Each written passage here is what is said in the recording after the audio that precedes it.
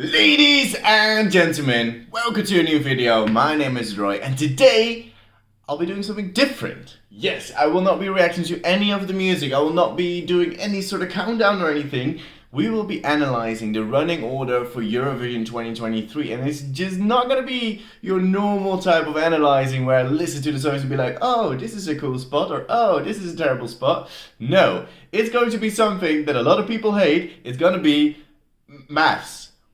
Yes, I'm quite the maths nerd, if you didn't know. So, I see these running orders coming out every single year, and there was this one breakdown on Twitter, and I was just a bit too lazy to do it myself, and I was like, it is baffling that we still support this system. So I thought it was time to make a bit of a rant. So, if you've missed it, this is the running order of the first and the second semi-final. We will be having Norway opening the show, then Malta, Serbia, Latvia, Portugal, Ireland, Croatia, Switzerland as the first half. Then the second half will be Israel, Moldova, Sweden, Azerbaijan, Czechia, Netherlands and Finland closing the show in semi-final 1. And in semi-final 2 it will be Denmark opening, followed by Armenia, Romania, Estonia, Belgium, Cyprus, Iceland, Greece. That was the first half. In the second half, Poland, Slovenia, Georgia, San Marino, Austria, Albania, Lithuania and Australia. Now, you might not be reading too much into it, and online there's a bit of this thing where number 2 is the dev slot. And the dev slot has kind of come to the surface as a thing because nobody has ever won from the second running order position in Eurovision ever. So that is where the dev slot has come from. Up until last year, it actually was not the dev slot in the semi-finals. Actually, position 3 in the semi-finals was the actual dev slot. It had a lower qualifying percentage, and we'll get to that later, than the second spot. But that's where we're going to look at today. And I have to give credits to Julien here, who did all of the work. You know, mathematicians are lazy sometimes. Better be lazy than, you get what I mean. This is the breakdown. I'll probably put it here somewhere. This is the breakdown of all of the running order positions in the semi-finals since 2008, since we had the split. And this is whether they went through or didn't. So you can see the KO means they got eliminated, the OK means they went through to the final. As you can see, it was actually quite close. Like, the running order does determine where songs will be. And you have to know that in 2013, they decided to switch from a random draw to a producer-driven running order. So, it's not anymore that you grab a big bowl, grab a number out of it, and yo, that is your running order slot. No, it is now a producer who decides who goes where. And they said, change was made in order to create a more engaging and varied show, as the producers could arrange the running order in a way that maximized the contrast between different performances and avoids putting similar acts back to back. Nice philosophy, but me being a maths nerd and me being realistic, I don't think that should come at a cost of knowing beforehand who's going to qualify and who's not going to qualify. There is definitely a big bias towards certain positions in a running order that will determine whether a song qualifies or not. You can see it after 2013, there's a bit of a change. And especially if you look at running slot 2. After 2017, which is 2018, you can see that running order spot number 2 has been knocked out of Eurovision every single time. And is that because it is used as a way to diversify the running order? No, Eurovision has trended towards this system where they just put a weaker song in slot number 2 and therefore it non-qualifies. For example, if you put this year Norway in slot number 2, I don't think it would non-qualify. But they just put weaker songs there just for this reasoning. They think it's not going to qualify probably, and therefore put it there because, you start off with a bang and then you have a bit of a lesser song and then the rest of the songs go on. It's annoying. To me, as a maths nerd, this is annoying. For some reason, if you go down the list, you see an odd one out there. Running slot number 11.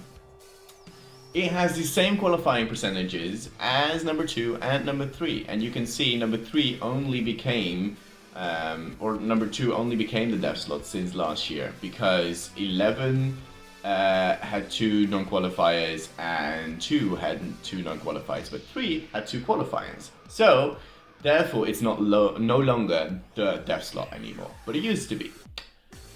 It's interesting to see that number 11 is actually the slot that is also among number 2 and number 3 as the worst running order slot that you can think of. But it gets worse. If you take into account only the televote, you have this here. You can see that the worst running order you could draw according to statistics, it should be number 11. And it's weird that that is the case, because it's second half, you would think, oh, second half, you know, you have a good running order slot, and 11 seems very random. It's not the start of the second half, it's just in the middle somewhere. It's an interesting thing that we could really look into a bit more further, but maybe that's used as more of a, you know, change up the pace a little bit spot. I don't know.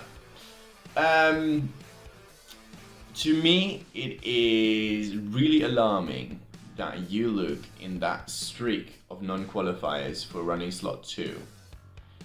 That you have, let's count, 1, 2, 3, 4, 5, 6, 7, 8, 9, 10 non-qualifications in a row. I think it is ridiculous that we support such a system where a running order slot doesn't determine whether you qualify or not. It's ridiculous that a producer can just put a song in that spot and be like, okay, yeah, dead in the water. It's not that we determine anymore what running order slots get a good qualification or not. It's the producers who do it. And it's dumb to me. Like, sure, I get the reasoning why they went away from doing a random draw. It just makes for less good shows. You know, if you have 6 ballads in a row, people are gonna be a bit bored. If you have a rock song followed by a metal song, followed by another rock song and another metal song, people will be tired by the end of that. You know, you want a bit of a change up between pace, between mood, between vibe, and between staging even. But it's getting ridiculous. This is stupidity to the max for me. If you can defend in any way that since the producers have introduced this system, running order slot number 2 has only qualified twice with the televote only system, which we're using now. That's mental. You cannot tell me that that is not a biased thing.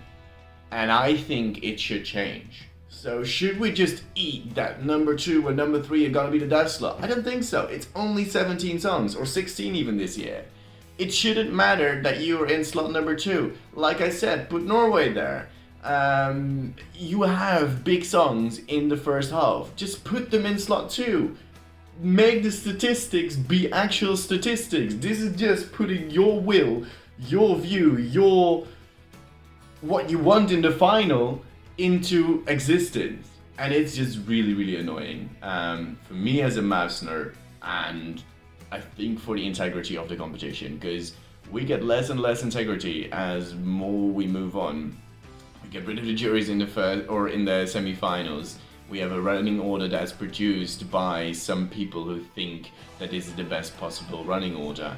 And while a random draw is maybe not the way to go, it should really be looked into, and that is the point I want to be making. It is ridiculous that this is the reality that we live in. If you have 2 qualifications since 2013 from one running order slot, you need to look at yourself. That is ridiculous. Yeah, that's kind of the point I wanted to make today. Fun fact, they put Loreen in a dev slot. Like, if you really look at those qualifying percentages from televote only, Loreen has been put in 11th and Georgia as well. So make of that what you will. Loreen's put in dev slot. It's non-qualifying, guys. It is non-qualifying. So I mean, in a way, that is a good sign. But on the other hand, like, why not open with Malta and then followed by Norway? Like, Norway would qualify regardless, I would assume. So yeah, that's where my mind went today when I saw the statistics. I was like, this is ridiculous, guys. I need to make a video on this. You know, I have a platform. Why not spread it in the world? Why not share with you guys? I know it's a bit of a mathematician kind of view, and maybe you don't care about it, but I do. So yeah, what do you think about this? Let me know in the comments down below. Let's get a bit of a discussion, maybe just a conversation about what they should change. Do you have good ideas to what they should change? Let me know in the comment section below as well. And yeah, give a follow to Julien, who made this amazing thing. I did not put in the time and effort to put on all of the qualification percentages because I don't have the time for that, to be honest. And I asked his permission and he said yes, you can use it, which is really awesome. Thank you very much. That's it for me today. I hope you enjoyed this one. It's a bit of a different one, I know, but I really wanted to make it because, you know, I love statistics. I studied maths for 3 years, so yeah, it's kind of passionate about it, I guess. But yeah, I'll see you in the next video. It will be a bit more normal than you're used for me, so I'll see you in that one. But for me, today, goodbye.